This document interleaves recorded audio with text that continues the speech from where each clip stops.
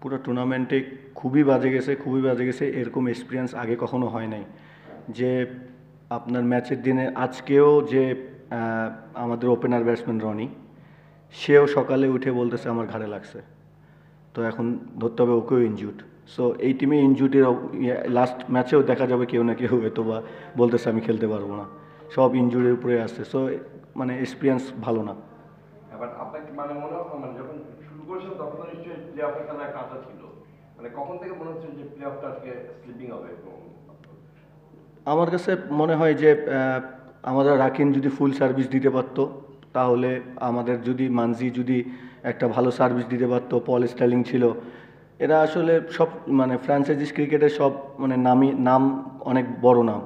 So কেউ আসলে এইভাবে আমাদেরকে ডেলিভার করতে পারেনি। আর মানে এই টুর্নামেন্টে দীর্ঘদিনের বিপিএল বিভিন্ন বিপিএলের উইকেটটাকে জিজ্ঞেস করা হয়, মানে আপনি উইকেটটা কিরকম দেখবেন? এবারের উইকেট আলহামদুলিল্লাহ সব থেকে ভালো আমার, যে আমি মানে বিপিএল আমার কখনো মিস হয় নাই, কিন্তু সব থেকে ভালো উইকেট এইবারের বিপিএলে হয়েছে। মানে সবকটা ভেন্যুতে ভালো উইকেট।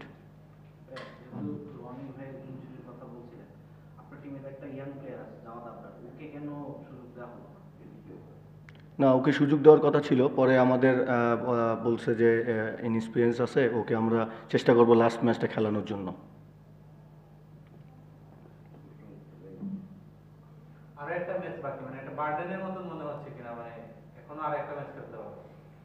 না আসলে আরেকটা ম্যাচ বার্ডেন না, কিন্তু যদি আমরা এই মানে লাস্ট ম্যাচটাও যদি জিতে যেতে পারি, তারপরেও নিজের কাছে একটা মানে শান্তি আসবে যে না, ম্যাচ একটা জিতে আমরা আসছি।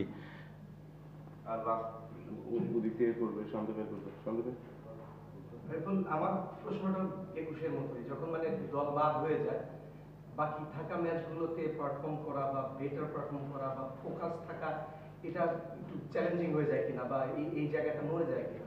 না আসলে হোপ যদি না থাকে না, আসলে একটু টাফ হয়ে যায় পারফর্ম করা। সো সবাই প্রফেশনাল ক্রিকেটার আসলে, যে যদি ভালো খেলে আসলে, যে ব্যাটসম্যান হোক বলার হোক, যারা ভালো খেলে আসলে তার ভালোই লাগে। সো দিন শেষে যদি ভালো করা যায়, অবশ্যই সবারই ভালো লাগবে।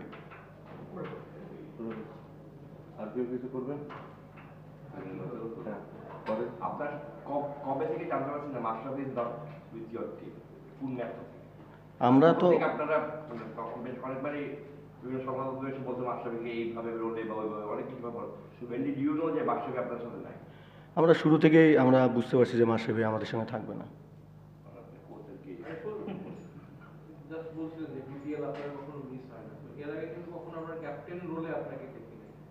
এবার যখন ক্যাপ্টেন্সি পেলেন, তাও এমন একটা ফ্র্যাঞ্চাইজি যেখানে ক্যাপ্টেন্সি নিতে যাচ্ছিল, আপনার কি মনে হয় আপনার ক্যাপ্টেন্সিটা আপনার ঘাড়ে পড়লো, এরকম একটা সিচুয়েশন নিতে হচ্ছে, এবং ফাইনালি যে এক্সপিরিয়েন্সটা হলো এই থ্রু আউট দিস জার্নি, সেটাও যেটা বললেন যে খুবই বাজে একদম ভালো রেজাল্ট স্পিচ ফর দ্যাট, সবকিছু মিলে আপনার কি মনে হয় যে ক্যাপ্টেন্সি নেওয়াটাই হচ্ছে একটা বড় ভুল ছিল আপনার জন্য?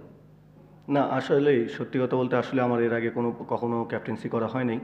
সো করার পরে বুঝতে পারলাম যে আসলে কতটা প্রেশার নিয়ে আসলে কত কিছু হ্যান্ডেল করতে হয়।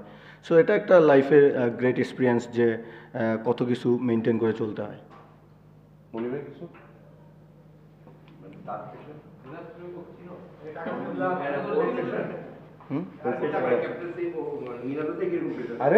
অনেক প্রেশার, আমারই শুধু ডাকতেছে, আর কাউরে না, কেউ আসে না।